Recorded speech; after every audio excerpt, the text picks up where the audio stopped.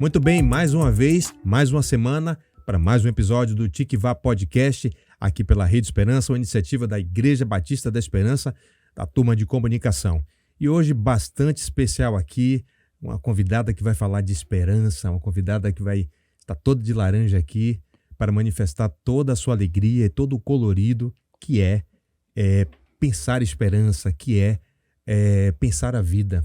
Afinal de contas, nós estamos aí no ano da gente poder cuidar de gente, cuidar de pessoas, e nada melhor do que doutora Tereza, que vai estar aqui, doutora Tereza Fonseca Cardoso, ou Cardoso Fonseca? Cardoso Fonseca. Cardoso Fonseca, que nos deu a honra. Muito obrigado, doutora Tereza, por ter vindo e atendido o nosso convite aqui, uma água, um cafezinho, para a gente poder bater um papo e conversar mais sobre esta campanha do GAC, em parceria com o MEC, McDonald's, né, que todo ano realiza esse projeto tão lindo, tão maravilhoso. Muito obrigado pela sua presença, doutora Tereza. Nossa, eu que agradeço poder estar aqui, conversando com você, passando um pouco essa mensagem, né? Ah, que alegria, muito, muito, muito grande.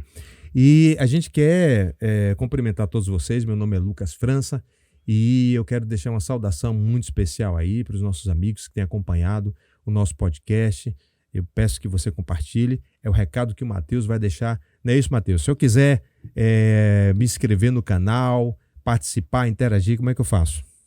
Olá, Lucas. Olá a todos que nos acompanham. Nosso convidado, seja muito bem-vinda. Para acompanhar o nosso canal é muito fácil. É só seguir a nossa página no Instagram, @Tikvah Podcast. Também pode acompanhar através do YouTube, a Rede Esperança, né? Curtir, compartilhar, ativar o sininho para receber as notificações e também compartilhar todas as nossas séries de podcast. Nós estamos aqui no 8º episódio, né? E então é uma satisfação imensa ter você aqui conosco. Também para acompanhar a página da nossa comunidade, @IBEsperanca, sem o C cedilha, tá ok? Muito bem, dado o recado. Matheus que sabe tudo, viu, doutora Tereza, de futebol, viu? A senhora gosta de futebol? Eu sou torcedora do Bahia. É torcedora do Bahia. Campeão dos campeões. Campeão dos campeões, é verdade. Já foi no estádio? Já. Eu me transformo no estádio. É mesmo? Você tá vendo eu assim? No estádio eu vou, eu grito, eu brigo com o juiz, eu faço tudo. Não posso ir em estádio, não. O estádio dá um calor. A gente assiste futebol pela televisão, mas pelo estádio é uma outra história, né? Meu marido fica com vergonha quando vai comigo.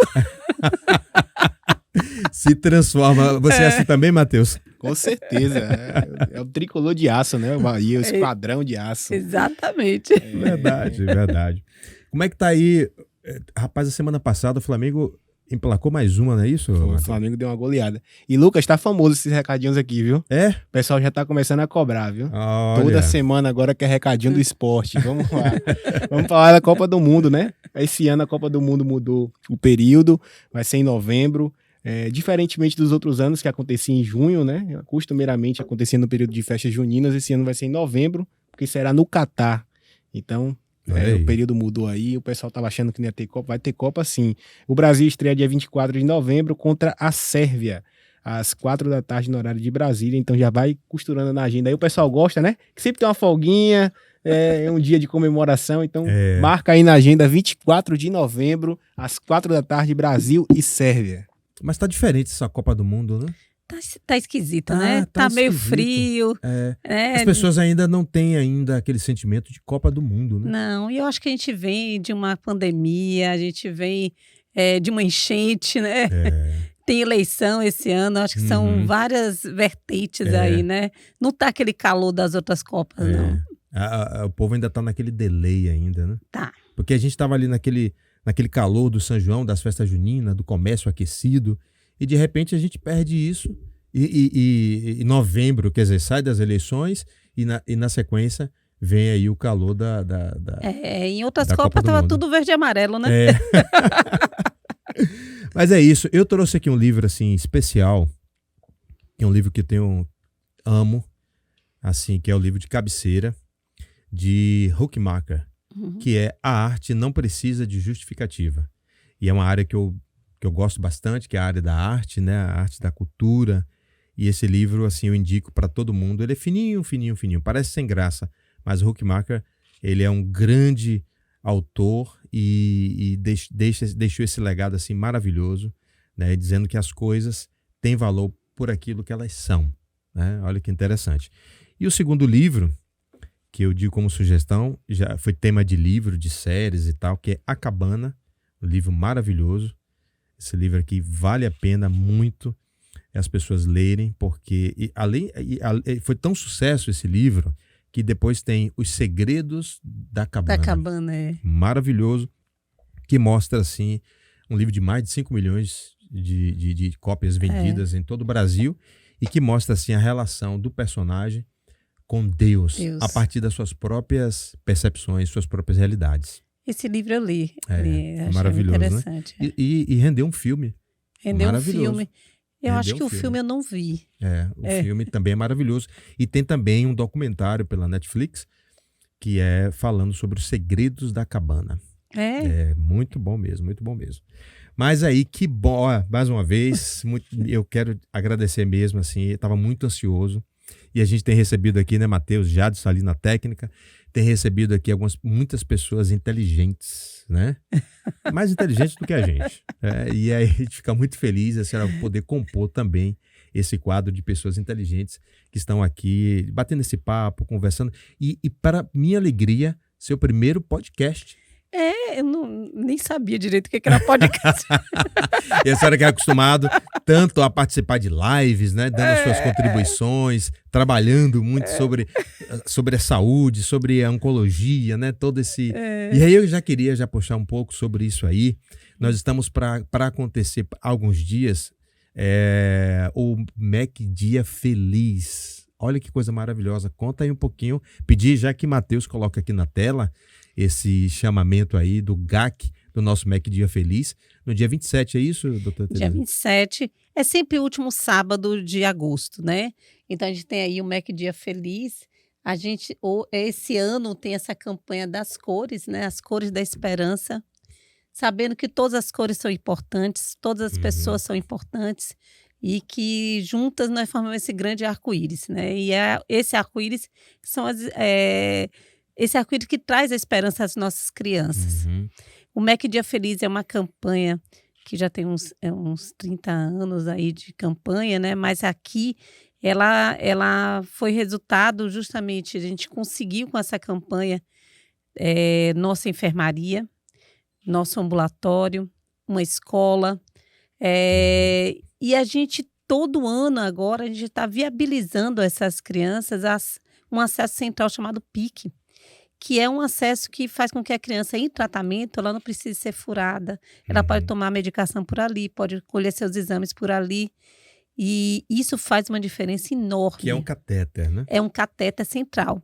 É uma diferença enorme para a qualidade de vida dessas crianças, da família, da mãe, porque quem é mãe sabe, quando você vê seu filho sendo furado, eu mesmo não levava nem para dar vacina minha filha, eu deixava meu marido porque dá vontade de ir na mão de quem está furando ali. Mesmo que conscientemente a gente saiba que é necessário, né? Mas a gente não aguenta ver nosso filho chorando, né? Então eu acho que o PIC, ele veio mudar muito. E é um cateter que não é barato, né? Ele é relativamente caro. E a gente consegue disponibilizar isso para todas as nossas crianças que estão em tratamento aqui em Itabuna. Legal. Como é que surgiu esse tema, Seja uma Cor de Esperança? Esse tema a gente debateu, começamos a ver em alguns países até fora do Brasil. Sempre assim, você tem uma cor, né? Então, assim, a gente tem uma cor, hoje a gente vai trabalhar o vermelho. Eu, por exemplo, sou louca pelo vermelho, é a cor que eu mais gosto. Também gosto. Tem gente que, não, o azul.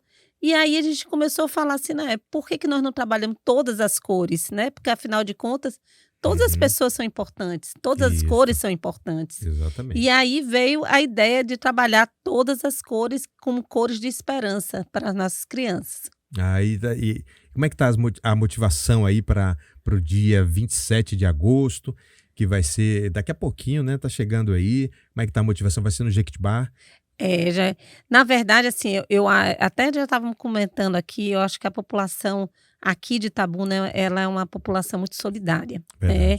E a gente tem várias pessoas envolvidas, eu acho que já faz parte. Então, eu vejo assim, os funcionários da Santa Casa, eu vejo os funcionários da instituição, pessoas da comunidade, todo mundo replicando isso, porque essa venda antecipada, ela já entra direto para a conta do GAC. Então, essa venda antecipada para a gente, ela é muito boa.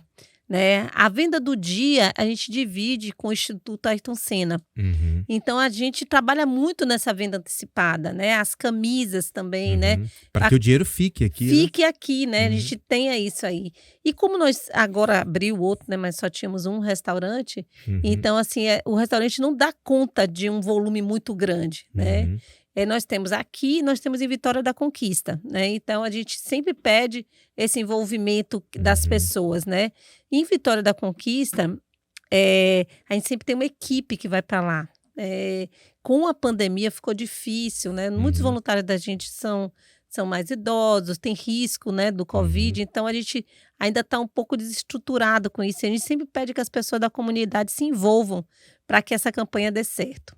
Que bom. E o povo de Itabuna e da região vai dar uma resposta muito positiva, né? A gente estava falando sobre a pandemia e o quanto a cidade ela se envolveu em torno da solidariedade, né? E aí eu pergunto, ao longo das campanhas, das últimas campanhas, como é que tem sido aí a questão da venda? As pessoas têm chegado bastante e, mais que isso, depois que acontece o dia, quais são os investimentos que são feitos nos setores ali da oncologia? Olha, eu acho que é importante você falar, porque quando nós começamos, o GAC aqui foi a primeira instituição do interior do Nordeste. Né? Então, assim, quando nós falávamos de tratamento de câncer pediátrico, estava muito limitado ao Sul, Sudeste e às capitais do Brasil.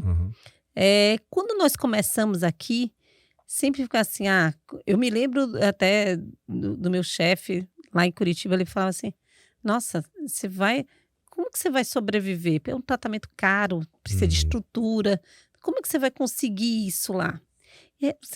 Aqui a gente não tem grandes empresas, grandes indústrias, né? Então, se você vai em São Paulo, tem indústria que fala assim, todo mês eu lhe dou tanto, né, ali.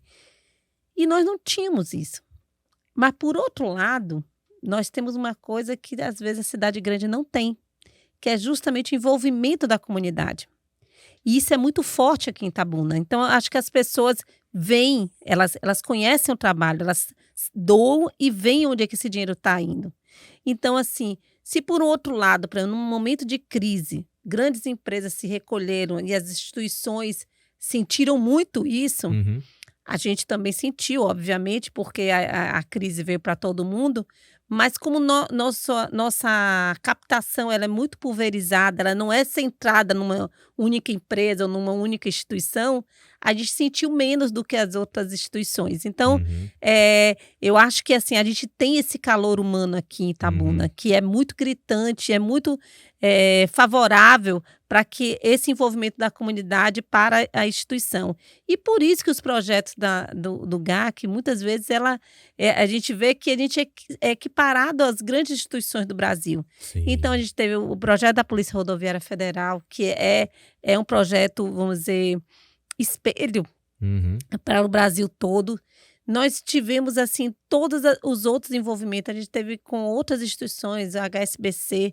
Nós ganhamos o selo DOAR, né, de instituição. Então, assim, a gente vê que a gente consegue manter e crescer uma instituição. Nós temos uma escola que a gente mantém com a ajuda da Secretaria de Educação do município, né, que cede os profissionais, mas a estrutura como um todo, né? Então, a gente conseguiu crescer e nós temos um bazar que as pessoas doam e compram também, e isso tudo vem motivando a gente crescer ali. Porque eu me lembro bem quando as pessoas falaram, você está construindo aí uma casa, mas você não vai conseguir manter. Né? Era o que as pessoas falavam, né? E hoje, inclusive, a gente estava conversando como tem algumas coisas que eu acho que Deus ajuda aí de alguma maneira ali, né? Então, eu falo assim, gente, cansei de ver a gente tá com a conta assim, ó, e não tem dinheiro. Não tem. E aí vem alguém e faz uma doação naquele valor. Então, como Coisa explica isso, né? maravilhosa. Como é que você explicar, né? explica isso? É Deus. Como é que você explica a gente fazer uma construção do zero? Nós não tínhamos nada, zero. E aqui vem, um aqui, eu vou dar todos os tijolos, outro não, nós vamos dar o mármore. Não, é uma empresa, eu vou dar isso. E as coisas irem chegando e você não entendendo, assim. Então, tem coisas que a gente vê que a solidariedade, ela é primordial. E eu acho que isso é um espelho de Deus também na comunidade. É verdade. Bom, muito bem. Depois a gente vamos agora mergulhar um pouquinho no tempo, né? Fazer aí uma imersão no tempo, voltando lá atrás um pouquinho. Mas antes da gente fazer essa imersão no tempo, eu pedi que a doutora Tereza trouxesse um objeto de estima e de apego sentimental. E eu vi que ela trouxe vários objetos, né? Eu não consigo essa coisa de um. Um só. Um só não. Vários objetos. E eu queria que a senhora apresentasse esse objeto para a gente poder contar um pouquinho sobre a história desse objeto. Eu queria até te falar, assim, eu queria ter trazido que eu tenho um mural. E aí, contando um pouco da história, né, da minha história, o meu mural tem assim, a minha família por parte de mãe, a minha família por parte de pai, nós, eu e meu marido, que fomos colegas de colégio, então assim, colegas juntos, entrando na faculdade juntos, formando, casamento, nascimento de filhos, então assim, eu acho que o primeiro momento que eu ia dizer é que família, para mim, quem me conhece sabe, assim, eu não sou de festa, mas assim, se eu tô com a família, eu... Faz a festa. Faço a festa. E aí, eu vou pegar cada objeto e vou estar explicando. Esse aqui é uma foto antiga, chega a estar desbotada. Olha só. Então, quando eu me casei, né, como eu falei, a gente começou a namorar quando eu estava no 2º ano de faculdade. E a gente casou. Começou a namorar, diga o nome do seu esposo. Rui Monteiro Fonseca. Que é também médico? Não, ele é engenheiro mecânico. Engenheiro mecânico. Engenheiro mecânico. Tem nome de médico. E aí, a gente casou, eu fiz a residência e eu sempre queria fazer essa especialização, né? Porque não existia hematologia pediátrica na Bahia. Eu fiz uma especialização com hematologia clínica, que eu fiz a residência de pediatria e depois 2 anos de hematologia clínica. E aí passei na seleção, fui fazer especialização e o mestrado lá em Curitiba. E meu marido pediu demissão de um emprego que ele tinha no polo petroquímico para ele ir para Curitiba comigo. Ele ganhava o valor de um técnico lá na época, porque era o que a gente conseguiu. E foi momentos muito difíceis. E eu lembro, assim, quando... Isso a gente está falando de que ano aí? Eu fui para Curitiba em 1990. Aí. E eu me lembro que quando eu passei na seleção, o chefe da pediatria fez, olha, você tem que estar aqui em 1 mês. Se você não estiver em 1 mês, você vai perder sua vaga. A bolsa, né? Aí meu marido pediu demissão, a gente tinha um apartamento, alugamos nosso apartamento. E aí fomos. E eu me lembro, assim, no dia que eu estava vendo, assim, minha mudança indo embora, eu recebi uma ligação do chefe, ele fez, olha, teve um problema com a CAPES e a gente não vai conseguir pagar a sua bolsa. Se você puder, fique aí. Aí esse doutor Cátia, ele já faleceu, eu fiz, doutor Cátia, eu não tenho mais o que conversar, porque minha mudança já foi, meu apartamento alugado, meu marido pediu demissão, então assim, agora eu tenho que ir, ponto. E eu me lembro, assim, que nesse dia eu cheguei, a gente estava na casa de minha sogra, e aí eu comecei a chorar. E eu fiz assim, nossa, eu acho que eu fiz besteira. Eu me precipitei, né, ali. E minha sogra fez assim, não, isso não é importante para sua formação, você tem que ir. E ele não é seu marido, ele tem que ir. Ponto, não tem que chorar mais não, vá. Aí. Bom ter pessoas assim decisivas do nosso lado, né? Nossa, eu acho que se ela dissesse assim, olha, não, você fez besteira mesmo, eu acho que eu desistia. E aí, ele, assim, por isso que eu tô dizendo, essa foto foi a primeira vez que a gente viu o mar lá em Curitiba. Quer dizer, Curitiba não tem mar, né? Uhum. Mas quando a gente estava lá em Curitiba, porque um residente chamou para a gente ver uma praia chamada Itapuá. Na verdade, é em Santa Catarina. Sim. E ele levou. E a gente ficou abraçado assim, vendo o mar. E eu pensei assim, gente, esse é o homem da minha vida. Porque ele largou tudo. A gente sem dinheiro para comer uma pizza, para ir para um cinema, a gente Meu não tinha. Deus. E a gente enfrentou tudo isso junto. Então, essa foto assim, me lembra muito essa época. Uhum. E eu acho que na dificuldade a gente vê realmente quem é seu companheiro, né? É verdade. Porque enquanto é alegria, mas na dificuldade. Na dificuldade também, né? É. Aí Que foi. legal a história desse objeto. É. Vamos botar ele aqui. Esse aqui, eu não sei nem se eu leio. Aqui. Também para ler, eu vou até sem o óculos aqui. Uhum. Mas assim, teve momentos aqui em Itabuna que foram momentos difíceis, assim, né? Acho que na vida de todo mundo, né? Uhum. Reviravoltas, situação na saúde difícil. Uhum. E, assim, a gente fica muito chateada. E eu não percebi a minha filha, ainda era pequena, acho que ela tinha, sei lá, uns 10 anos de idade. E aí ela fez uma carta para mim nesse dia. Ela me viu chorando. Aí, se você quiser ler, porque eu estou sem óculos ali. Aí, isso para mim me marcou muito naquela época. Eu vou ler o primeiro trecho, que é grande. Diz assim: mãe, isso foi ela mesma que escreveu, né? Foi ela mesma. Cada um de nós começamos com um pequeno buraco no nosso peito. E ele nos acompanha enquanto crescemos e amadurecemos. Alguns gostam de tentar tapá-lo com coisas materiais. Outros colocam o trabalho, o poder, o dinheiro, a religião. Mas tem certas pessoas, mesmo que cada vez mais raras, que os enchem com amor. E no final, ela diz assim: não se pode escolher a família, mas eu nunca conseguiria imaginar uma melhor do que a que eu tenho aqui. Mãe, você é única e você muda o mundo a cada gesto, a cada palavra e a cada silêncio.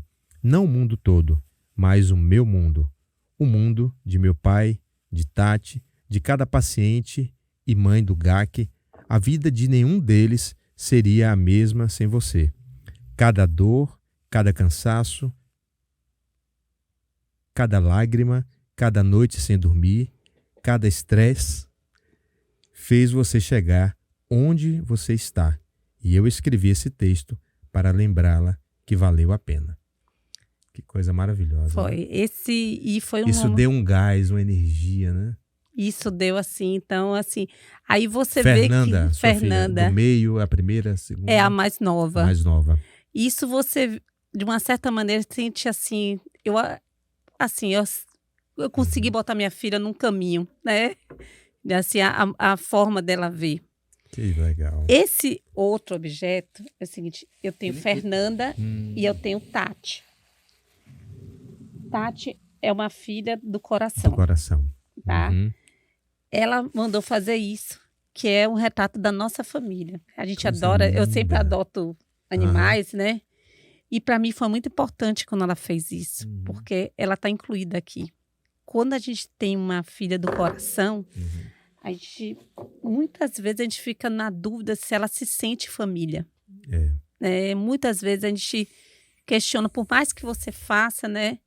E quando eu vi isso... É importante ver se ela se sente parte daquilo, parte né? da família. Porque você é a família dela, mas será que ela se sente? E aí, quando eu vi isso, eu digo, ela se sente parte. Então, para mim, esse presente que eu recebi... Cadê ela? Onde é que ela tá? Ó, é ela aqui, ó.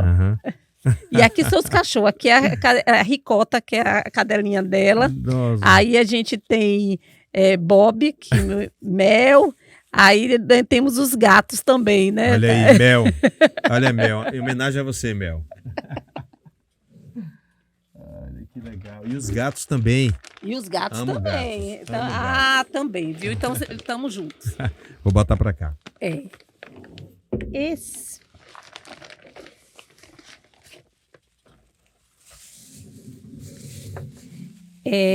Eu não sei, né, a questão da religião de vocês, assim, a gente não, né, mas assim, eu admiro e leio muito a questão de São Francisco de Assis. Pode colocar do lado, sim. Pode botar ali. E assim, eu já li vários livros dele. Um homem de fé, importantíssimo ele na religião, na cultura, no nosso país, na pessoa que foi na ideia de mundo. E Clara de Assis, que é uma mulher que a gente, talvez, assim, ele se sobressaiu, mas ela era o grande alicerce de Francisco de Assis. E a visão deles. Então, toda vez que eu acho que o mundo está saindo do prumo, eu acho que a gente tem que voltar e ouvir um pouco sobre isso. Então, muitas vezes, assim, isso, quando eu estou fazendo refeição, alguma coisa, eu paro, é o Pai Nosso, e assim, eu olho esses dois exemplos como exemplos para a humanidade. Eu acho que a gente precisa de pessoas como eles para que quando a gente estiver saindo do prumo, a gente volte, né? Não só a igreja, mas assim, todos, né? Todos. Então, para mim, esse símbolo, tanto de Francisco como Clara de Assis e a oração do Pai Nosso, eu acho que é primordial, assim. Então, muitas vezes, quando eu estou fazendo minha refeição, eu fico olhando, como se fosse rezando, né? E refletindo, né? Refletindo para a gente poder seguir adiante. Então, assim, me desculpe se eu fui prolixa, mas assim... Perfeito, foi perfeito. Porque às vezes, assim, eu falo assim, poxa, mas um objeto é muito pouco para dizer tudo aquilo que você é. Então, aqui a gente tem a representação do início de um relacionamento, a representação e de uma mudança de vida, né? De decisão, o reconhecimento de quem é todas essas Terezas na vida de uma filha, aqui o sentimento de que, e a certeza no coração de que ela realmente se sentia e se sente parte da família, e também a religião, mas no sentido de você ter a certeza de que sim, Deus é o alicerce de tudo isso, e a mediação de tudo isso aí está na oração deixada por ele, que é essa oração lindíssima no Pai Nosso, retratada aqui por Francisco, e claro, pessoas importantes na vida da senhora. Que bom, doutora Tereza. Tem mais algum outro? Não.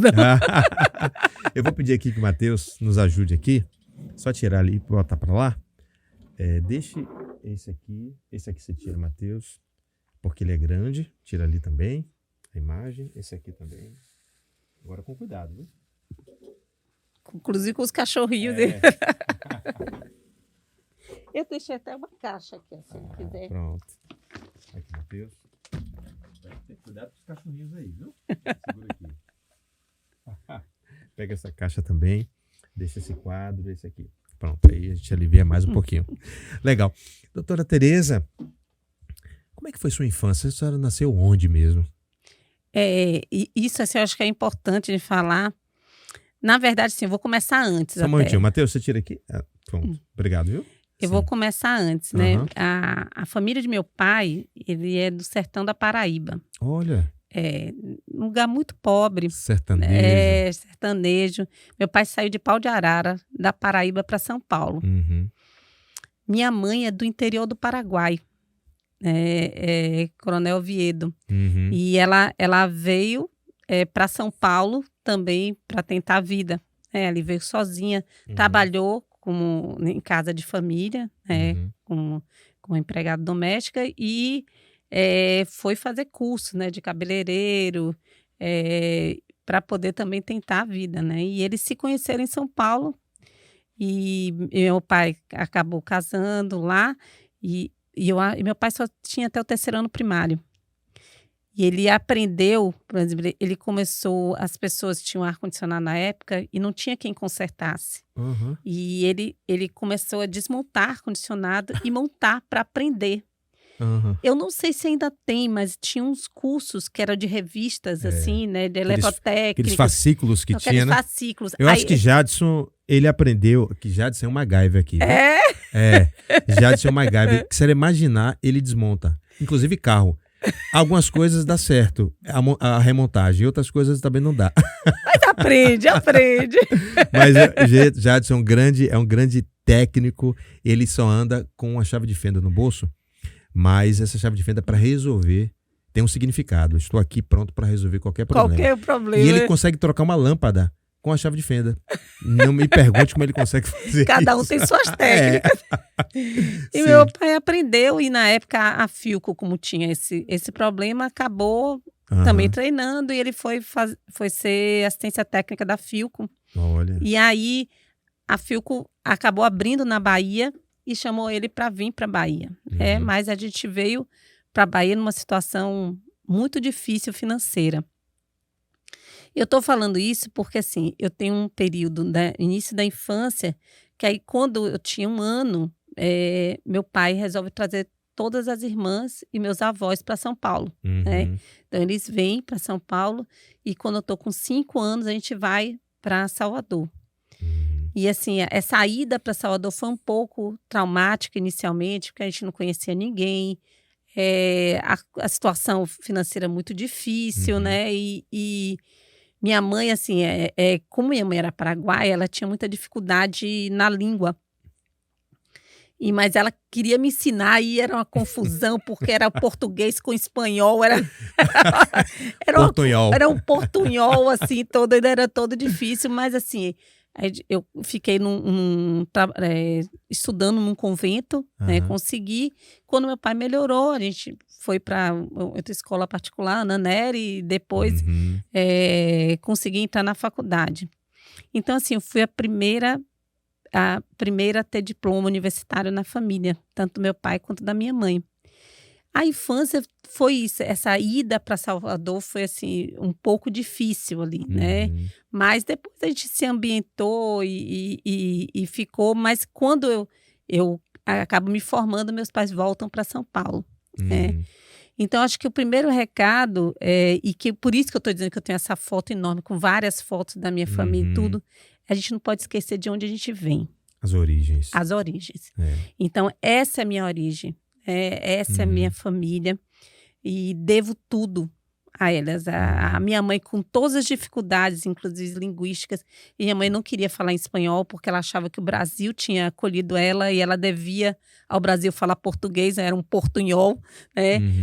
E as dificuldades do meu pai, a gente conseguiu chegar onde eu tô. Então, essa é a grande bagagem que eu tenho. Eu faço questão de passar isso para as minhas filhas. E às vezes as pessoas veem você, assim, a médica, né? Parece que você é rica, sempre foi assim, foi tudo muito fácil. Eu digo, não, foi tudo muito difícil. Muito difícil, né? Para eu conseguir entrar na faculdade, não foi fácil. Então, e eu tinha ajuda de muita gente, aquilo que você falando, assim, como eu tinha dificuldade, assim, a minha base não foi tão boa, né, por conta, né, da gente não ter dificuldade financeira. Escola pública? Ela não era pública, mas ela era um convento para pessoas pobres. E aí, a vizinha chegava, eu vou lhe ensinar o que é uma redação. A outra vizinha, eu vou lhe ensinar o que é isso. Então, eu começava a ter isso, né? Então, eu sempre falo assim, eu sou a esforçada, não sou inteligente, não. Eu sou esforçada. Aquela, assim, que é persistente, né? Que eu queria estar. E a medicina, assim, foi... Peraí, nós vamos chegar lá. Olha que coisa interessante, né? Vindo de um lar com essas dificuldades, e a partir dessas dificuldades que a senhora trouxe aqui, veio o desejo e o sonho de querer ser alguém. Alguém no sentido de dar orgulho para a família, né? Em memória, em respeito a 2 palavras que marcam a sua história, né? Que eu já li a sua história, que é estudar e trabalhar, né? E como é que nasceu isso, doutora Tereza? Num ambiente de dificuldade, ajudas de pessoas ali, vizinhas, todo aquele mutirão para ajudar. E a senhora tem um sonho de ser médica. Como é que começou tudo isso aí? Quais foram suas inspirações para você escolher a carreira de medicina? para lhe ser sincera, eu sempre quis ser médica. E, Isso assim, desde o início. Desde o início. E assim, hoje, até que a gente ouve assim, eu quero ser médica porque tem estabilidade financeira, sei lá. Eu nem sabia quanto que um médico ganhava, não tinha nem ideia dessas coisas. Assim, acho que nunca me veio à cabeça isso. Era né? no sentido de cuidar de gente. De cuidar de gente. Eu sempre tive vontade de cuidar de gente, né? Ali. Então, assim, eu não sei. Meu pai, assim, eu sou filha única, né? Então, eu tenho uma mãe que era muito super protetora. Muito. Mas eu tinha um pai que era assim: você tem que ir. Você tem que ir. Tá com medo de quê? Vai, né? E isso fazia assim, não, se eu quero isso, eu vou. Se eu der com os burros na água, eu continuo. Então, até dá certo. E eu sempre achava que ia dar certo. Às vezes, minha mãe, eu me lembro quando eu fui, no meu ano, foi o único ano que você tinha que optar. Só tinha na Bahia a Baiana e a Federal. Só tinha essas duas faculdades na época que eu fiz.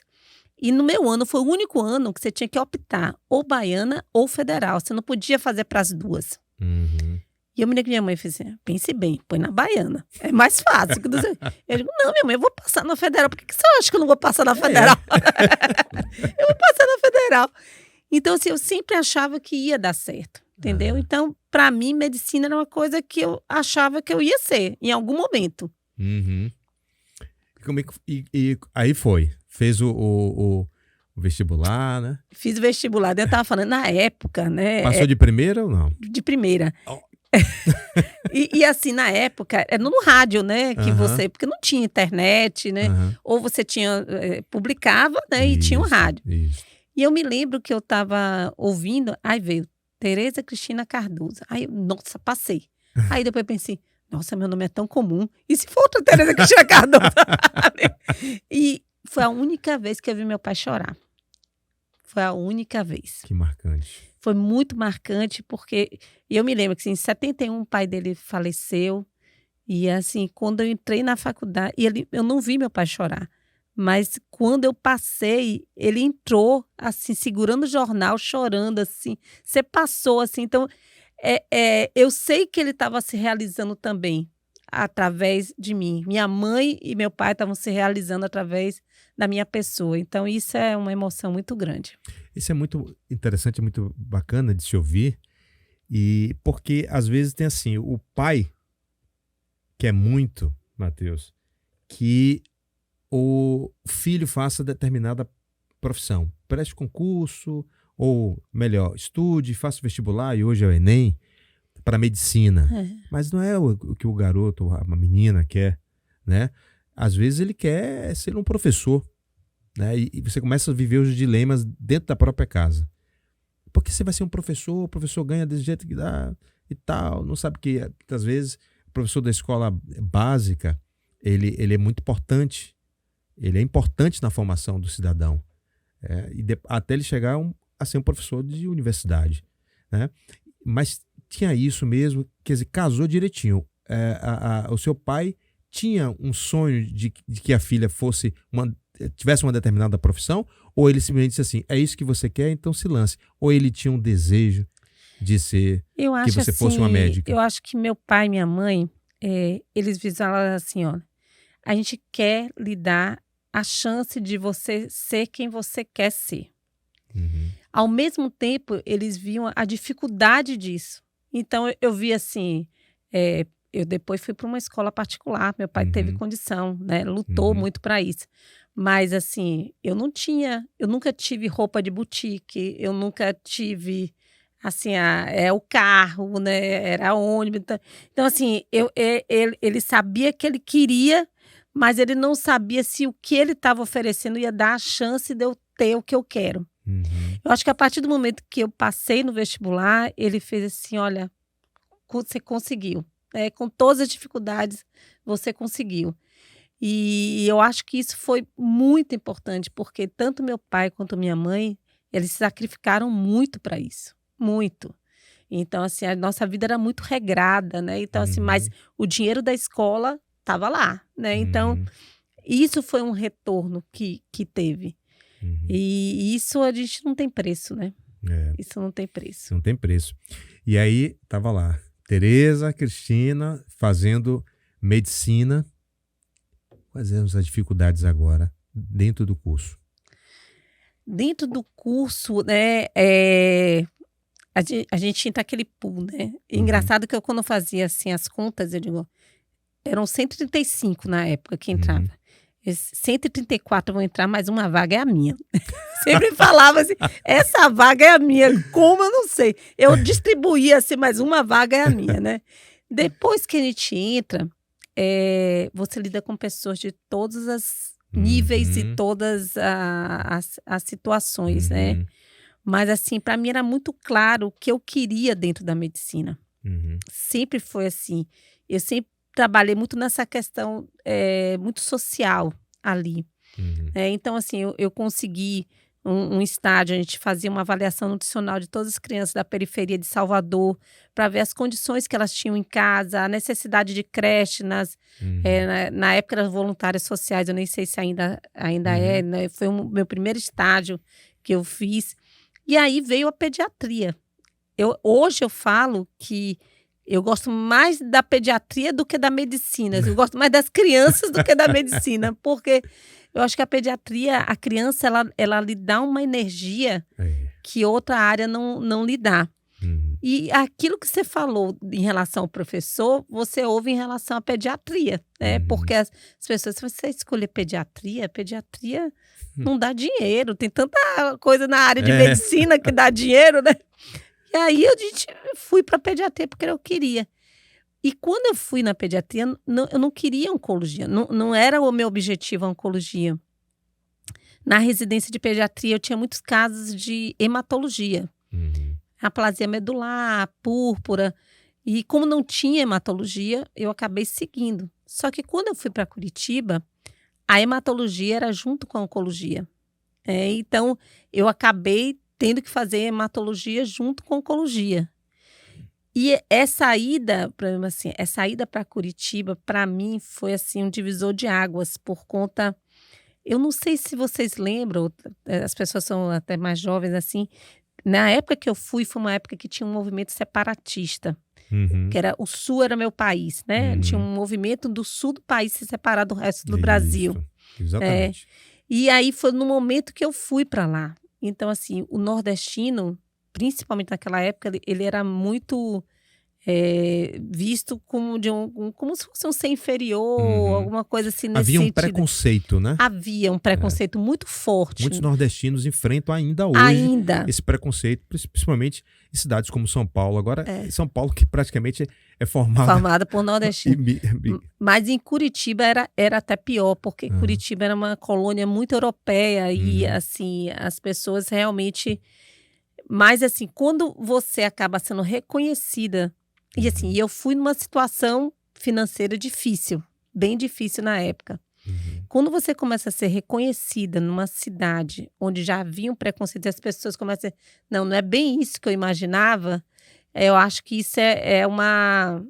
Dá para você, assim, gente, então realmente... E foram momentos muito difíceis na nossa vida, a época que a gente esteve lá. Construímos, por outro lado, aquilo que a gente estava falando. Eu tenho uma amiga pernambucana, até hoje, e assim, quando eu cheguei em Curitiba, a gente não tinha muita ideia. Então, foi eu e meu marido, de carro, chegamos, assim, a gente achava que a gente ia alugar um apartamento e ia ser tranquilo. Vou ficar numa pousada aí, em uma semana a gente aluga apartamento.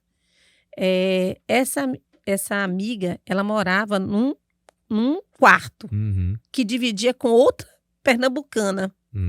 E ela falou, não, vocês vão ficar aqui. Por que vocês vão para... Não, fica os dois. O quarto não dá para entrar dizer a mala. A mala tinha que ficar no carro, porque não cabia 4 pessoas e a mala ali. E naquela época, Curitiba exigia que, para você alugar, você tinha que ter uma pessoa, um fiador, com 2 imóveis quitados dentro da cidade. Nossa. Era muito difícil. Imagina você chegando. Logo depois, eles aceitaram o chefe do meu marido, que tinha um imóvel alugado, ou tinha um imóvel quitado na praia e lá e outro financiado. Mas logo depois ele saiu dessa empresa.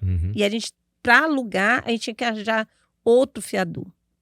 Aí você vê assim, vem um residente e o pai fala assim, não, é você seu fiador.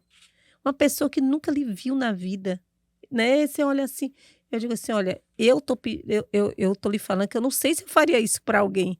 Ele, não, tranquilo, eu vou ser seu fiador. E ele foi meu fiador. E assim, a gente fez uma pasta, entregou assim tudo para ele.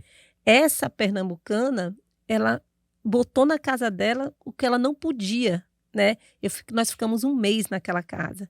Então você começa a ver pessoas boas que vão lhe caminhando ali. Ajudando, pavimentando a estrada da sua vida. Pavimentando. É um lugar pequeno, mas grande, o sentimento de... E todos são nossos amigos até hoje. Que legal. Muito amigos até hoje. Então a gente vê. E a minha vinda para cá também foi muito assim, porque eu estava... Conta como é que foi sua vinda para cá. Nossa, eu estava grávida, né? Ali eu estava terminando, porque assim, no meu mestrado, o correto que eles iam fazer é que eu ficaria 1 ano e 1 ano escrevendo. Mas por uma questão, vários profissionais se afastaram, tiveram problemas, eles me pediram para ficar mais 1 ano na assistência, para 1 ano eu escrever. Só que aí, nesse final desse ano, eu engravidei. E aí, meu marido, não, a gente vai voltar para a Bahia, não quero ficar, quero voltar para a Bahia. E tá. E aí, eu me lembro bem que em outubro, 24 de outubro é meu aniversário, estava eu e tinha, assim, mais 2 amigos baianos que estavam lá, que estavam fazendo a parte de adulto. E eles estavam lá em casa e tudo, meu marido, para vir para a Bahia, ele teve que ir para Mossoró primeiro, ele estava em Mossoró e eu estava em Curitiba. E grávida, né? E aí, ele fez, olha, Tereza, eu consegui um emprego, tô indo para Itabuna. Ele fez assim, naquela época não tinha celular, né? A gente tem que fazer isso dentro, né? Porque... Aí ele fez assim, Tereza, o que você acha? Eu posso ligar daqui para conversar e tal? Eu digo, não, pode ligar, né? Fica à vontade aí. Quando ele ligou, ele fez, Tereza, não é para adulto não, é para criança. Perguntou se eu tinha alguém, eu conhecia alguém, eu disse que eu estava na casa de alguém e tô lhe passando o telefone. Então, assim, na época era Mangabeira, que ele estava pedindo. Aí eu fiz, mas eu tô voltando para Salvador, né? Já tá tudo certo, tava voltando lá para lá. Meu marido disse, você é maluca, a gente mal conseguiu voltar para Salvador, você tá pensando em ir para outro lugar. Esquece isso, né? Mas, de qualquer maneira, a gente fez assim, não, quando a gente passar, porque a gente voltou de carro, nós vamos passar em Itabuna e a gente se vê. Mas, quando eu voltei, eu comecei a ter sangramento na estrada.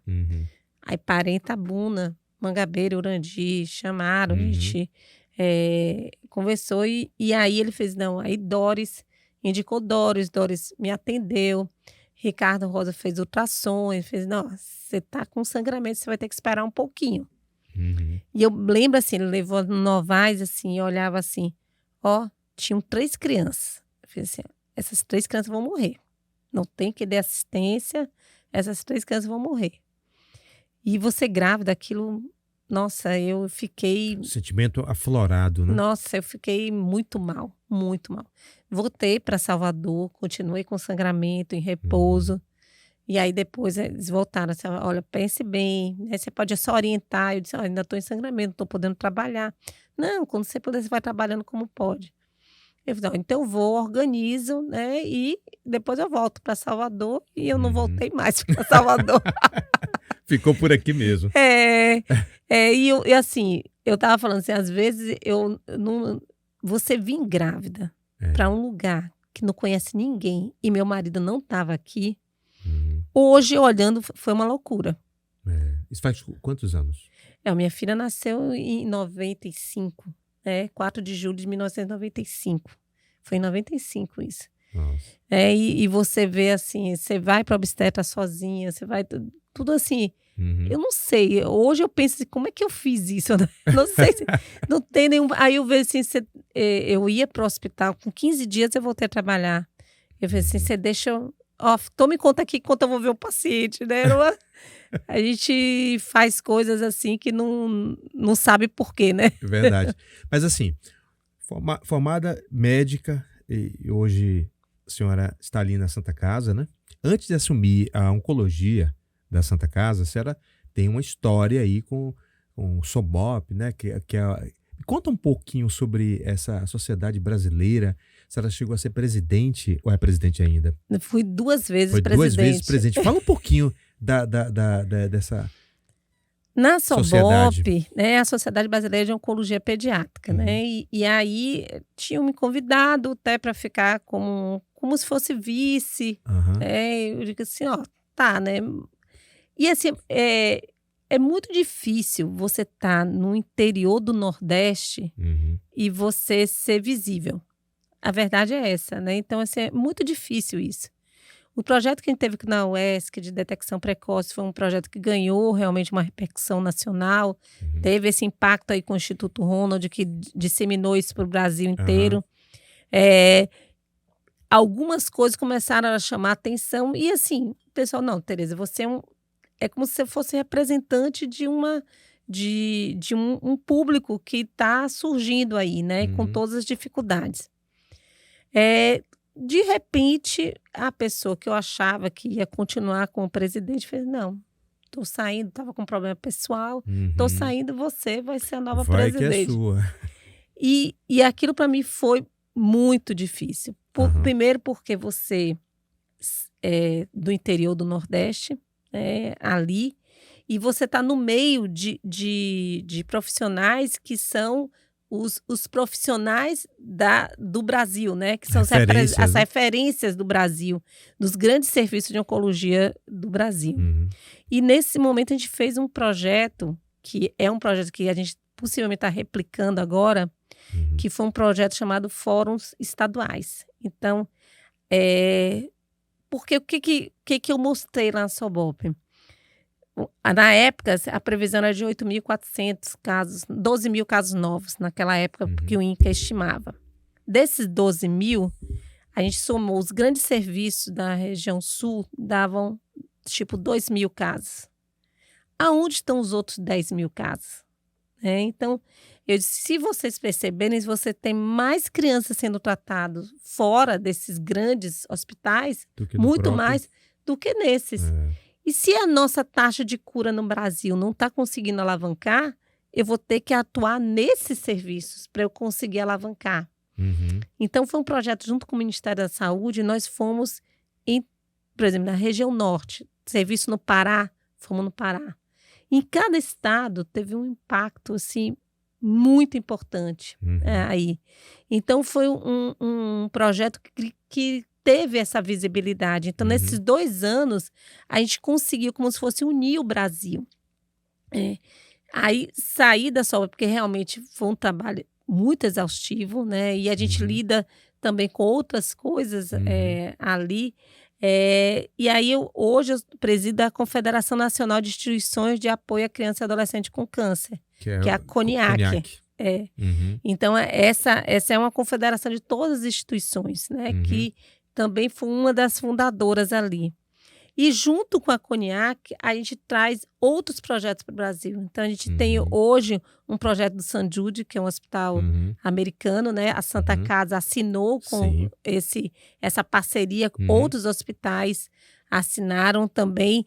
A gente tem uma aliança chamada Aliança Marte, que é uma aliança que vai está equivalendo à qualidade do atendimento da oncologia pediátrica, que a Santa Casa também assinou aí. Então, a gente está no meio de 18 instituições que estão nisso. Nós temos projetos com o CCI, que é Childhood Cancer International, então, de apoio internacional junto com a OPAS, a Organização Mundial de Saúde. E aí, a gente tem agora uma parceria, o GAC, uma parceria com o governo do Chile, por ser do CCI Latam, que é a América Latina, uma colaboração do governo do Chile com a gente. Então, a gente começa a sair dessa coisa do interior do Nordeste e para outras frentes. Outras frentes, então, nacionais e internacionais. Então, por exemplo, a instituição, o GAC, foi a única instituição do Brasil que entrou num projeto chamado Enlace, que é um projeto da América Latina, onde eles estão avaliando as instituições de apoio a crianças com câncer para que elas tenham um patamar mínimo para conseguir verbas internacionais. Então, assim, a gente acaba passando para outro patamar. Mas é importante a gente falar que tudo isso é muito trabalho. Então, às vezes, as pessoas falam assim, como é que você consegue isso? Aí, meu marido até falando hoje, assim, você deve ser hiperativa, porque eu já estou cansada só de ver você. É você trabalhar do dia na assistência e de noite em projeto, né? Porque tudo isso é projeto, né? É verdade. Estava ouvindo, doutora Tereza, a senhora falando sobre o SOBOP e também sobre a Coniac. A senhora foi uma articuladora, né, na confederação também, articuladora na criação, inclusive, desses projetos, e sendo uma voz, junto com outras vozes, de elucidação mesmo, de referência, inclusive nacional. Eu lembro que eu fiquei muito emocionado quando eu vi uma entrevista da senhora no Fantástico. Eu fiquei tão feliz que eu tomei como surpresa, assim, eu estava assistindo, Matheus, ali, e de repente, doutora Tereza, aquele sentimento de pertencimento. Eu acho que na época a senhora era presidente da SOBOP. Então, gente, alguém de referência. Então, assim, a gente fica muito feliz por saber que esse trabalho tem tido de referência, tem tido uma expansão nacional, inclusive internacional. Mas eu queria, antes da gente falar do São Judas, eu queria que falasse onde nasceu a oncologia. Porque a pediatria já era latente na sua vida, mas como nasceu a oncologia? A oncologia, até assim, como eu falei, nem imaginava na oncologia, né? E quando eu estava na residência, eu tive alguns casos de oncologia. E é engraçado, porque eu acho que vai havendo uma maturidade sua também, né? A primeira reação minha, eu falei assim, por quê? Por que uma criança tem câncer? Por que uma criança precisa sofrer? Eram conflitos que a senhora precisava resolver dentro, né? Nossa, eu fiquei, assim, no início, muito mal. Eu chegava assim, gente... E assim, eu tenho muito essa coisa do cuidar. Por exemplo, assim, quando eu era residente, os curativos dos meus pacientes, era eu que fazia. Eu queria, assim, se a nutrição, se era um paciente que não queria comer, eu que dava alimentação. Então, assim, eu tinha muito essa coisa do cuidar, assim. E isso me incomodava bastante. Depois, você vou para Curitiba, aí vem, né? E aí você começa a ver que tudo tem um porquê, E, obviamente, ninguém quer que uma criança tenha câncer. É óbvio isso, né? Como a gente também não quer que nenhum ser humano sofra. Mas em algumas coisas tem alguns porquês e que aquele câncer, ele vem para juntar uma família, ele vem para voltar um amor que tinha se dispersado. Então, vem os porquês que você começa a entender que o seu objetivo ali é você apoiar aquela pessoa a passar por aquilo da melhor forma possível. E na criança, lembrando da criança e da família. E quando eu comecei a oncologia, acho que vocês também são novos, né? Eu sou velha. Que nada. Quando eu comecei a oncologia, ainda não tinha o Estatuto da Criança e Adolescente. Sim. Eu não sei se vocês pegaram isso, mas os pais não podiam ficar com os filhos.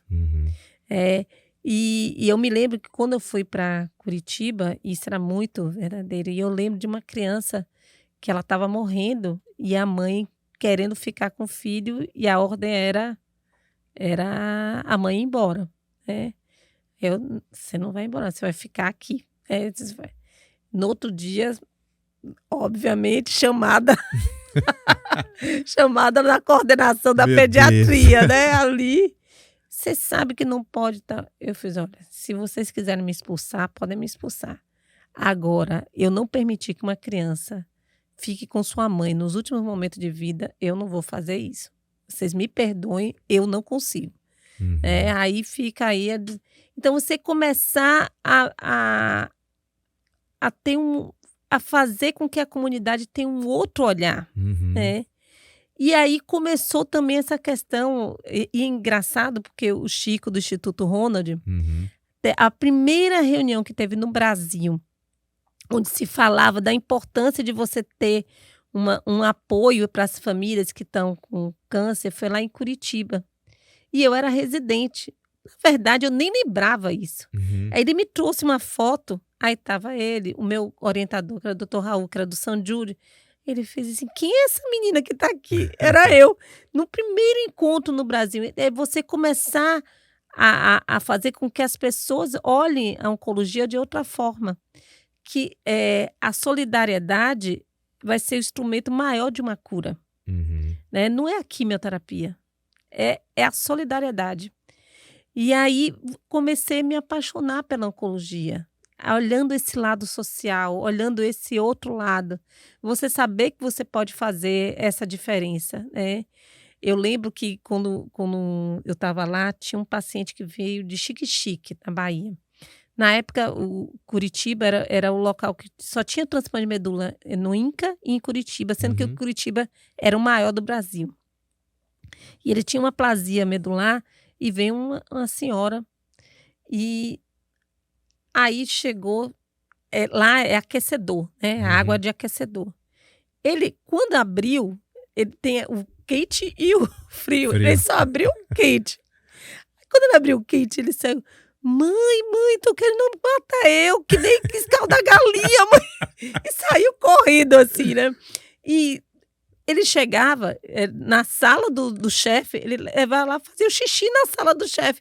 Ele não conhecia banheiro, né? Não conhecia água quente, não conhecia nada disso, né? E eu me lembro que o pessoal, né, já tinha aquela questão do nordestino na época, né? O pessoal falava assim, Tereza, você tá vendo isso? Aí eu fiz assim, tô. E eu vou lhe falar uma coisa. Eu disse, essa mulher, ela saiu de burro da fazenda onde ela ficava, no sítio, até a cidade de Xique-Xique. Da cidade de Xique-Xique, ela pegou um ônibus até Salvador. Em Salvador, ela pegou um avião até Curitiba. Um lugar super frio. E ela chega aqui, e ela disse, eu vim aqui para cuidar do meu filho. Eu disse, você acha que você é melhor do que ela? Eu fiz, por muito menos já estou querendo voltar para a Bahia. Assim, gente, ela é a verdadeira heroína.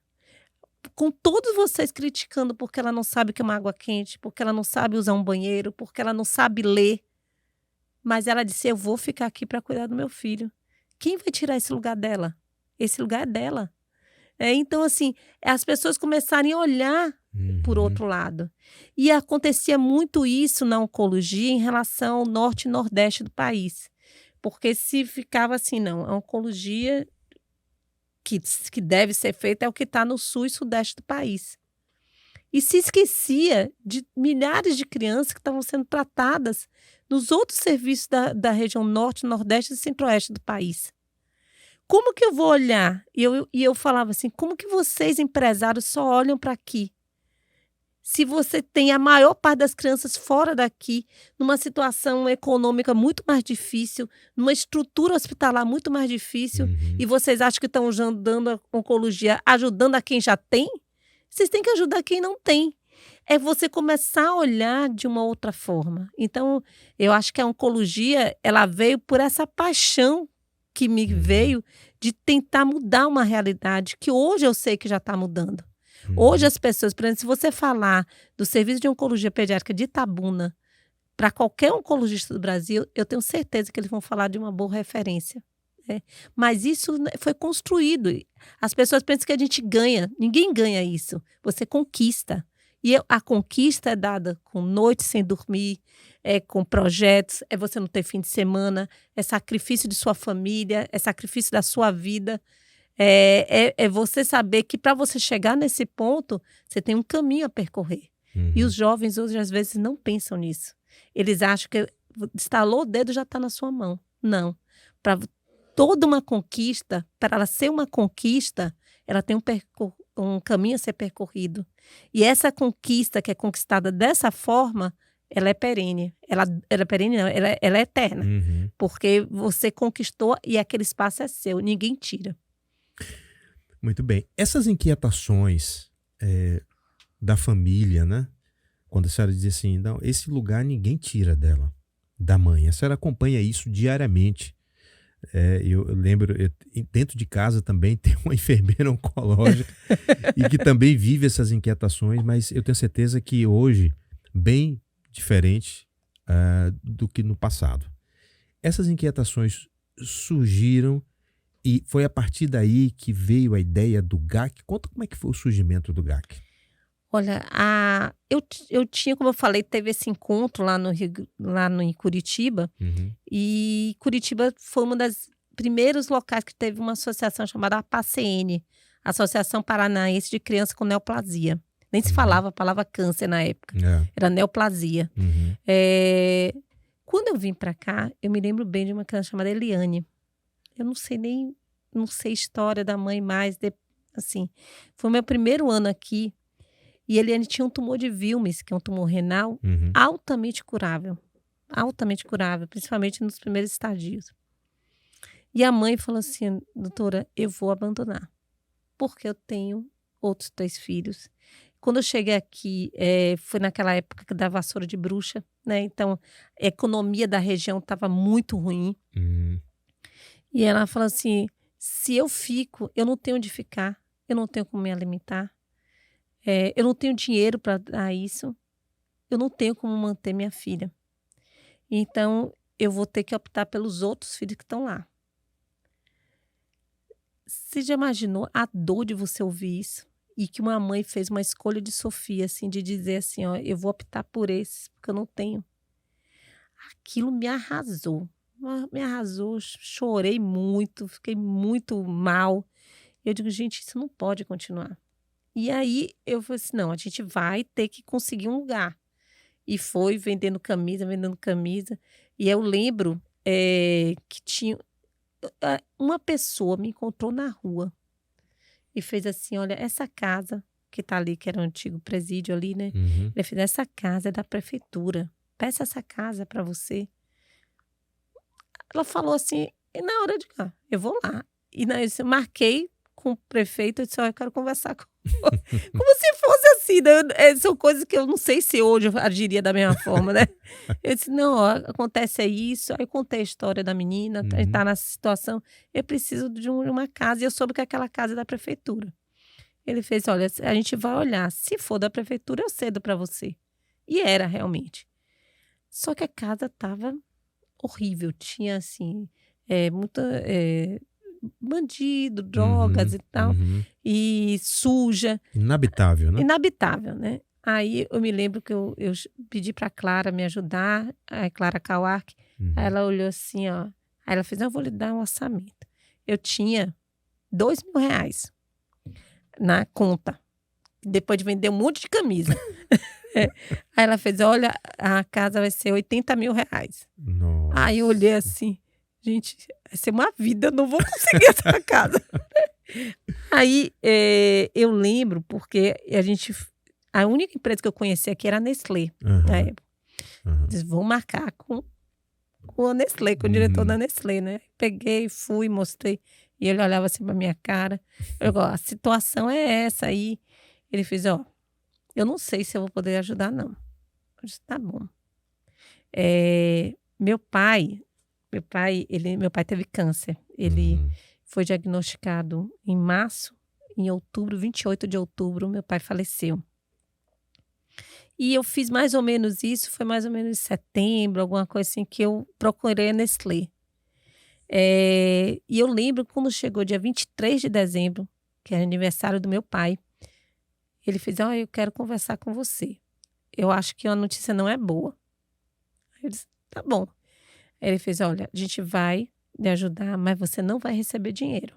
A empresa e seus funcionários, se o funcionário der R$5, a empresa dobra. E aí a gente que vai administrar essa reforma. Eu digo, gente, era tudo, porque eu não sei nada de reforma, não sei nada de nada. E aí, no início do outro ano, a Nestlé entregou mobiliada a casa. Eram 2 quartos, uma cozinha e uma sala. Aí eu falei, gente, essa casa é enorme, 2 quartos, é enorme aqui.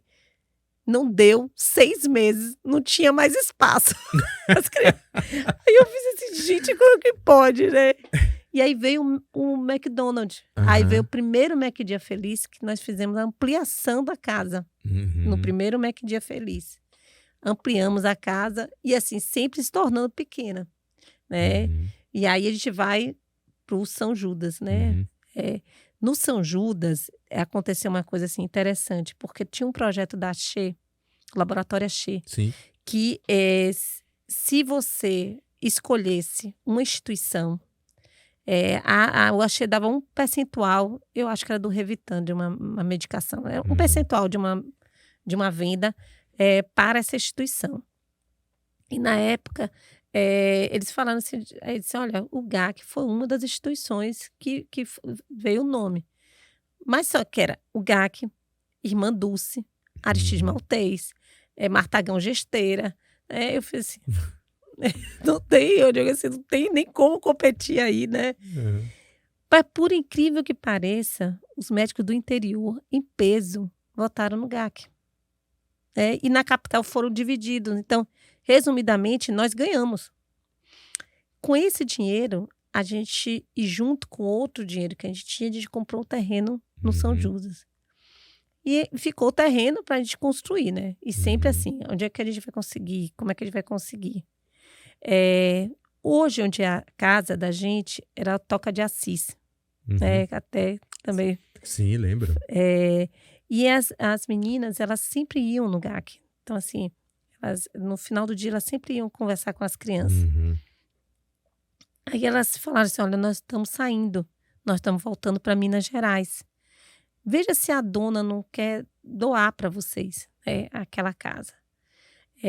A dona, na época, não doou, mas fez assim, olha, eu vou vender por um preço. Aí, na época, eu falei assim, olha, vamos fazer o seguinte, a gente não tem dinheiro agora, mas a gente tem outro terreno. Você garante o preço que eu vou vender outro terreno para comprar esse, ali, juntar. Só que quando a gente fez isso, eu não sei se você lembra que o bairro São Judas não podia construir prédios. E aí caiu isso. Quando caiu, o valor do terreno valorizou. Aí a gente conseguiu vender o terreno e comprar a casa. Olha que legal. Com isso. Com essa que a gente não tinha essa diferença, acabou conseguindo. Então, nós compramos aquela casa. Clara, eu me lembro assim, ela sentou, ela disse, essa casa é nossa. Eu tô vendo, eu me lembro ela sentada assim na varanda, olhando essa casa, as crianças estão aqui, eu tô vendo as crianças aqui. Essa casa é nossa. E aí a gente comprou, aí do lado, a gente...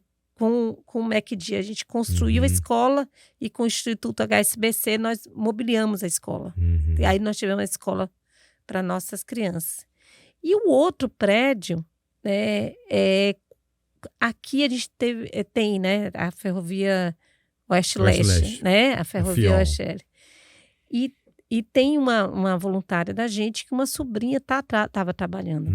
E ela levou um dos donos das empresas que estavam ajudando na construção lá. Tinha uma menina, Aninha, que ela pegou e fez assim, olha, eu vou lhe apresentar a minha casa. Aí apresentou tudo. E fez, só que aqui vai ser o lugar onde a gente vai dormir. Mas a gente ainda não tem não, mas a gente vai ter. Olha só. E o nome dela, que era Ana Luísa, era o nome também da filha dele que tinha falecido. E eles se juntou com outras empresas e eu não sei se outros voluntários sabiam, mas eu não sabia. Quando a gente estava assim, precisando de dinheiro, entrava o valor na conta, anônimo. Aí a gente, então vamos construir. Vamos construir. Vamos aproveitar. Vamos aproveitar. E construímos aquilo ali. Então você vê como as coisas vão se encaixando, né, de alguma maneira. Eu lembro, o pastor Mel sempre ele diz isso, né? Quando há um propósito, o dia ele aparece, né? Que vai ter essa sensibilidade das pessoas, as pessoas vão se sentir sensibilizadas de tal maneira que elas vão doar, porque existe um propósito, existe uma causa, né? Então, tudo é uma intencionalidade. Se é para ajudar pessoas, então Deus também começa a movimentar, sensibilizar o coração dessas pessoas. E de repente, as pessoas ajudando assim, não, eu já ajudo. Eu lembro de pessoas, contas da Coelba, né? Contas que dizem assim, nós quer ajudar o GAC? Então, isso aí é um exército, é um batalhão na cidade e mesmo assim ainda precisa de muita ajuda. Mas eu queria falar um pouquinho sobre como é que surgiu essa parceria com o St. Jude nos Estados Unidos. Então, Que é um hospital da criança, fala um pouquinho sobre isso. O St. Jude, ele é o maior hospital oncológico pediátrico do mundo. Então, ele tem uma visão, ele tem uma instituição chamada ALSAC, que é uma instituição que capta recurso para esse hospital. E o St. Jude tem uma história bonita, porque ele era um ator, quem veio, e ele teve um filho com problema de saúde, e ele pediu ao São Judas, né? São Judas, né? São Judas para ajudar ele, e o filho dele curou, e ele fez assim, não, agora eu vou batalhar para um hospital para doenças catastróficas infantis. Não especificamente o câncer, mas outras doenças também. Mas ele ganhou força realmente na questão do câncer infanto-juvenil. E o St. Jude, ele vem como um hospital que tem essa questão da pesquisa, dos novos protocolos, de desenvolvimento de tecnologia para o tratamento do câncer infanto-juvenil.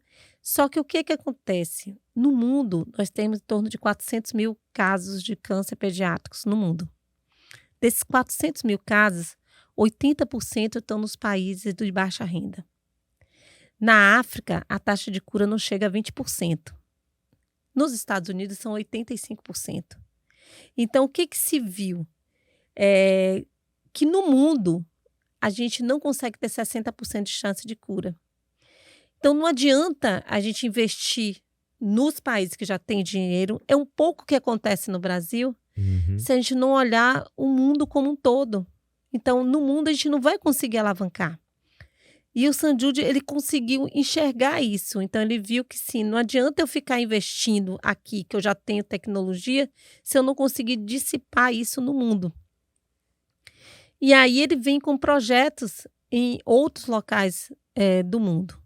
No Brasil, ele tinha um projeto anterior no IMIP, que era em Pernambuco. E aí, eles mudam... que antigamente eles tinham um propósito de ajudar um hospital, e ele muda o propósito, que ele chama agora o Global, de atender um país. Como eu já estava envolvida nos fóruns que eu falei dos estaduais, indicaram meu nome para ajudar a trazer essa, vamos dizer assim, essa força do St. Jude no Brasil. Então, nós fizemos uma reunião em Recife, tem mais ou menos 5 anos, eu acho, foi antes da pandemia, onde nós reunimos todas as instituições, e o St. Jude fez, olha, quem quiser, a gente vai ajudar dessa forma. E aí, daí surgiu foi feito um trabalho, né, e vimos que o Brasil tem 2 dificuldades grandes. Primeiro, redução de mortalidade por infecção, que é a principal causa que mata, é o que está matando as crianças com câncer. E segundo, a questão do registro de dados e um acompanhamento dos protocolos cooperativos. No registro de dados, nós desenvolvemos agora um projeto com a Cognac. A Cognac está bancando para todos os hospitais que tenham mais do que 30 casos novos anos, um gerente de dados. Então, a Cognac, com o dinheiro que ela capta ali, mas o St. Jude também entrou com uma verba, e mais uma instituição americana chamada Keira Grace.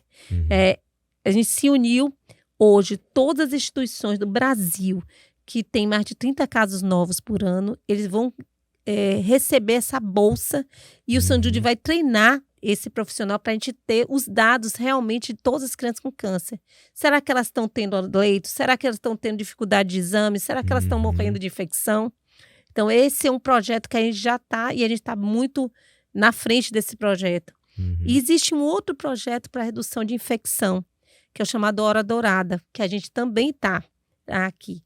Então, nesse projeto, onde começou o St. Jude com o México, é uma aliança mexicana, a gente conseguiu botar 8 instituições do Brasil nesse projeto, e a Santa Casa foi uma dessas instituições. Então, a gente tem um projeto, primeiro, todos nós fomos capacitados, que chama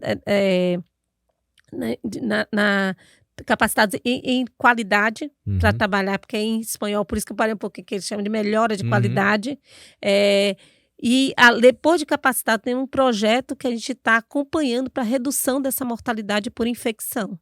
A gente, inclusive, esse mês estamos tendo uma reunião no México, junto com os outros mexicanos, para a gente estar alinhando as condutas nessa aliança internacional.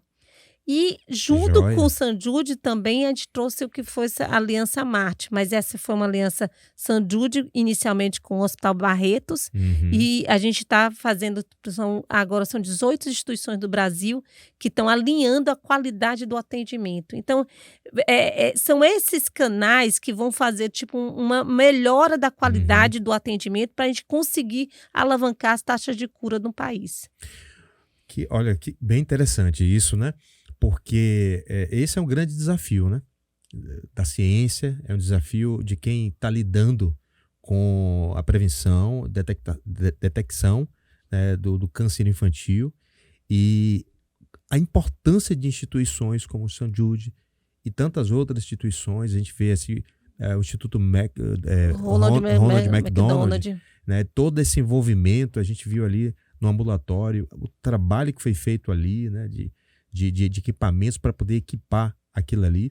Então a gente vê na ponta, tem o Axé da Sorte também, que tem sido uma grande parceira. A gente vê essas iniciativas. Se você já ajudou o GAC, por favor, comenta aqui agora, porque é muito importante que essas, não apenas instituições de referência, de nome aqui na cidade, mas também de pessoas que dizem assim, não, eu ajudo. Então, se você ajuda o GAC, comenta aqui e firme também esse compromisso de poder.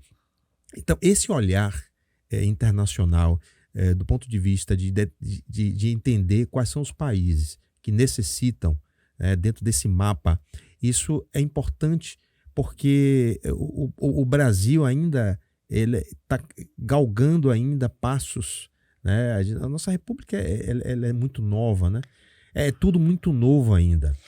E esses países já estão à frente. Veja como eles estão militando ali à frente de pesquisa para poder ajudar justamente locais, países que não têm tanta infraestrutura assim. E aí a importância de firmar essas parcerias e de que iniciativas que saiam daqui, elas acabem chegando lá e não perder o fio da meada. Dizer assim, não, nós queremos isso também, apesar de ter outras instituições, vocês têm o dinheiro e a gente quer mostrar projetos aqui, nós queremos que vocês nos ajudem. O Brasil, ele é um país que está muito visado ultimamente, porque o Brasil é um continente, né? É um país, mas é um país como um continente. Então, assim, por exemplo, no St. Jude, nós somos América Latina, né? Então, e assim como o CCI, né, que eu falei, essa organização internacional, nós somos CCI Latam, somos América Latina. Só que nós somos o único país da América Latina que não fala espanhol. Então, assim, praticamente o Brasil, ele age como um continente, onde você tem regiões muito pobres, onde você tem uma mortalidade, e aí, por exemplo, a gente está aí voltando uma cooperação com a Universidade de Nova York, que a gente está avaliando se o impacto nutricional tem algo que possa estar contribuindo na mortalidade também. Então, a gente tem locais que são pobres e que se tem locais de barreiras geográficas enormes, como a região norte, não tem estradas, são semanas de rio para uma criança chegar no hospital. Então, se você não tem uma estrutura de apoio muito forte, a criança morre porque ela não tem tempo hábil para chegar no hospital. E você tem locais onde você tem uma estrutura muito boa, equiparada aos grandes centros do mundo. Então, o Brasil, ele é um reflexo do mundo. A gente tem essa discrepância, essa de estruturas, né? E não só de estruturas, de econômicas, culturais, né? Então, por exemplo, a cultura de indígena é diferente da cultura de um europeu. A gente sabe que o índio, até geneticamente falando, ele tem mais toxicidade à quimioterapia. Então, assim, é a mesma medicação, é o mesmo protocolo que eu vou usar nos Estados Unidos para esse índio? Será que eu não tenho que fazer algo diferente? Então, a gente está muito visado porque nós somos um reflexo do mundo. E durante muito tempo, eu vi assim, as pessoas tinham vergonha de dizer. Muitas vezes as pessoas dizem, eu não quero, eu estou num congresso internacional, eu vou falar que eu não tenho isso, eu vou falar que minha estrutura é assim. Não, nós somos o que somos, e eu nunca tive vergonha, nem dizer que a gente estava aqui em Itabuna e que a estrutura que nós tínhamos é essa. Tem que falar mesmo das realidades. Né? Porque a partir daí, eu encarando essa realidade, eu vou dizer, eu quero chegar lá. Para chegar lá, eu tenho um caminho a percorrer, mas eu estou aqui agora, mas eu vou chegar lá.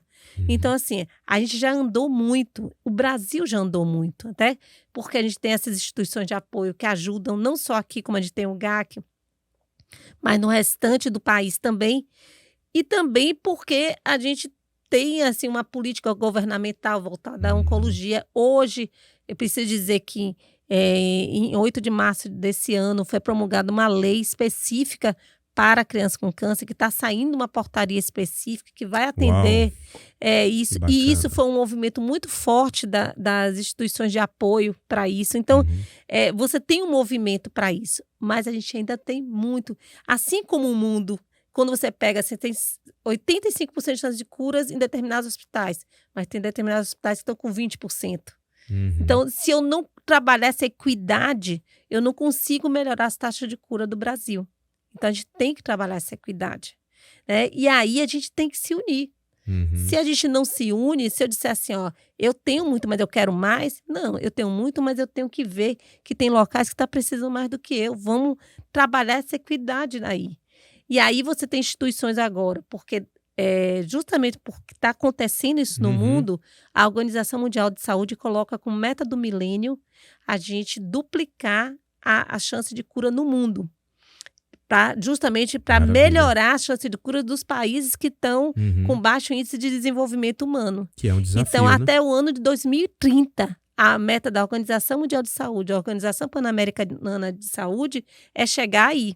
E o Brasil está nesse movimento global. Né? Então, o momento é agora da gente lutar. Né? E aí a gente tem essa luta, não é do médico, não é do presidente da República. É uma luta nossa, da nossa, como de todos nós. Quando você fala assim, falou do Axé da Sorte, é uma instituição daqui que está ajudando a gente. Então, quando a gente fala, a gente precisa ter uma adequação do ambulatório, a gente tem que ter uma adequação da enfermaria, a gente tem que ter uma UTI pediátrica, que o Axé da Sorte, junto com o Instituto Ronald, ajudou todos os equipamentos lá da UTI pediátrica. Que legal. Então, assim, é uma luta nossa. Né? A gente tem que se unir e junto chegar a esse objetivo. E por falar em luta, dia 27, nós vamos ter aí o MACD. Queria que o Matheus colocasse mais uma vez aqui e a gente fazer esse chamamento aí para que as pessoas compareçam no shopping, não é isso? No shopping Jequitibá. Aí toda a venda vai para a gente. Se conseguir a venda antecipada, melhor ainda. Se tiver em Vitória da Conquista, também ajudem. Porque é isso que garante a gente dar esse atendimento para essas crianças aqui. É verdade, né? As chances de cura são muito grandes. Dia 27 de agosto vai ter o MACD feliz e bora transformar Big Macs em sorrisos, né? Exatamente. Tá vindo com essa campanha Seja uma Cor de Esperança. A minha camisa, eu não vi com a minha camisa, mas a minha camisa tem uma flor azul. Porque eu gosto muito do azul, gosto muito do vermelho também. Você veio com a camisa laranja com a flor vermelha. Vermelha aí, né? Que a senhora gosta muito. Não importa a cor, importa o objetivo, né? É verdade. Então, se você tem aí interesse em ajudar o GAC, também comenta aí, diz assim, eu quero ajudar, que rapidinho esse ingresso, esse cupom, né, chamado de cupom, o ticket, né? Esse ticket que está vendendo ali no Shopping Jequitibá. Você pode entrar em contato com o GAC, porque tem um ticket virtual, né? Você pode também adquirir antecipadamente. E é isso, né? É uma luta. Eu falo pra gente, assim, que a gente mata um leão por dia, né? Cada dia são outros desafios, outras dificuldades, são dificuldades financeiras, são dificuldades estruturais, mas a gente acaba vencendo. Que legal. Olha, doutora Tereza Cardoso, doutora Tereza Fonseca, a senhora é conhecida mais doutora Tereza Cristina, Tereza Fonseca, Tereza Cardoso, todas as Terezas são doutora Tereza do Durante GAC. muito tempo eu não fazia o Fonseca, né? Que meu marido, eu acho que eu tinha sei lá, quantos anos de casado. Ele fez, você ainda não teve tempo de mudar, né? Aí eu disse, não, eu vou mudar porque ele já começou a reclamar. Gente, bati um papo aqui com a doutora Tereza, que é um amor de pessoa, muito divertido, o papo, mas também muito consciente. E quer dizer Tikva, né? Que quer dizer esperança, que quer dizer a oportunidade que nós temos de poder pensar no futuro. E essas crianças, elas sonham com um futuro melhor. Quando a gente chega, eu já tive a oportunidade, e eu espero que também você também um dia consiga chegar ali, que fica no São Judas.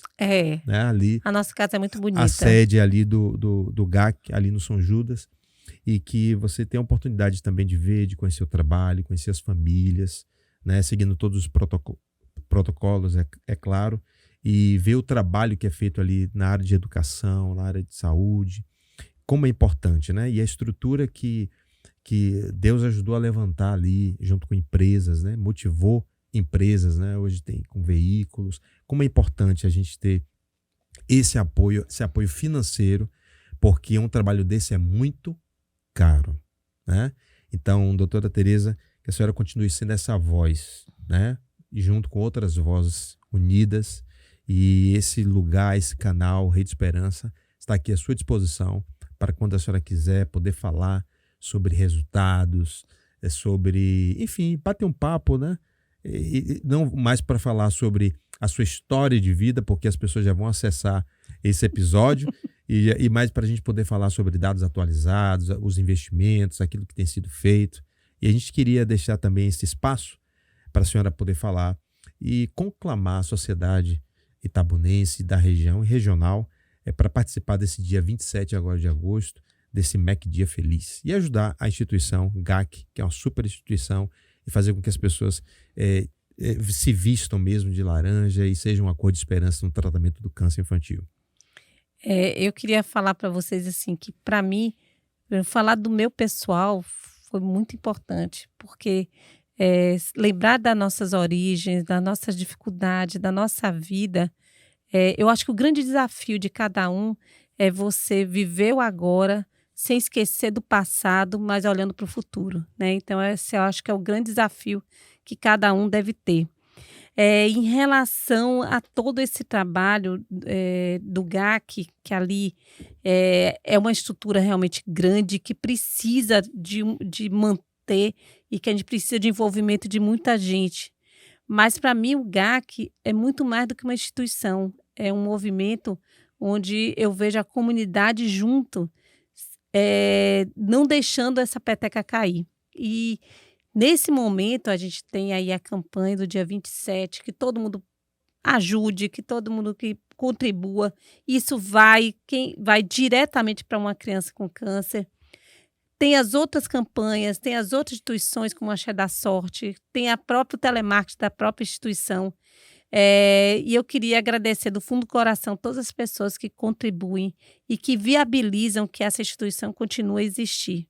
Durante muito tempo me questionava se nós íamos ter condição de existir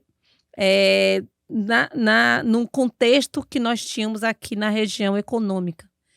Mas a única forma que a gente diz assim, essa é viável, isso é uma realidade, isso passa pela solidariedade da comunidade. Então, a única forma da gente conseguir manter esse tratamento e esse apoio a essas famílias, a única forma é com o apoio da comunidade, com a solidariedade, com o amor, gente cuidando de gente. E para isso eu queria dizer meu muito obrigada a todos vocês, e obrigada até de eu poder estar falando um pouco de mim, que muitas vezes é a médica que vai, mas a pessoa, o ser humano, às vezes não aparece tanto. E muito obrigada aí por esse espaço. Nós que agradecemos, doutora Tereza. Outro momento também que eu lembrei da senhora foi quando eu estava assistindo um documentário na Netflix chamado Inspiration 4, que é o Inspiration 4. Foi uma missão produzida pela SpaceX, que é uma gigante hoje na área de inteligência, pesquisa e equipamentos espaciais. E a Inspiration 4 juntou um grupo de empresários e disseram assim, nós vamos ao espaço.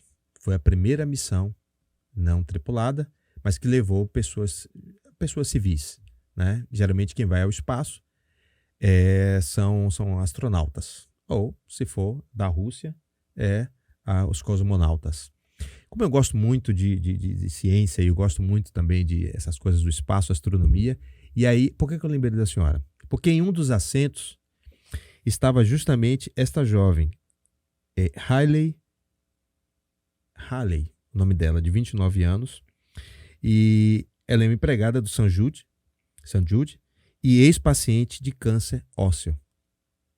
E agora ela é uma assistente médica do St. Jude Hospital. É um hospital da criança dos Estados Unidos, que a gente falou muito bem aqui.